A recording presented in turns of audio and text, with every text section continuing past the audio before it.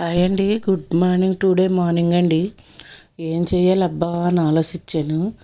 ఏం చేద్దామా అని ఆలోచిస్తే పప్పుచారుకు మించింది ఏముందని అనిపించింది. చక్కగా నా దగ్గర కూరగాయలు అన్నీ ఉన్నాయండి, ఒక ఆనపకాయ తప్ప, బెండకాయ ఆనపకాయ తప్ప. చక్కగా తెల్లదుంప, వంకాయ, ములక్కాడ, టమాటా, క్యారెట్ అన్నీ వేసి కొద్ది వాటర్ వేసి ఉప్పు, పసుపు, కారం వేసి ఉడకబెట్టానండి. పప్పు ఉడకబెట్టుకొని పక్కన పెట్టుకుంటే మీకు 10 నిమిషాల్లో అయిపోయి పప్పుచారండి. ఇది టేస్ట్ సూపర్ ఉంటుందండి. ఈ ఎండలకి చక్కగా పప్పుచారు వేసుకుని మనం కడుపు నిండా అన్నం తినొచ్చండి. ఏ నాన్ వెజ్లు బలా దూరే ఈ పప్పుచారు ముందు. పప్పుచారు అనుకోండి, సాంబార్ అనుకోండి, ఏదో ఒకటి అనుకోండి, చక్కగా పప్పు ఉడకబెట్టి పక్కన పెట్టేయండి.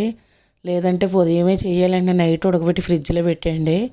ఈ పప్పుచారు అయితే ఎమ్మీగా ఉంది. మన ఛానల్లో పెట్టాను చూడండి వెళ్ళి.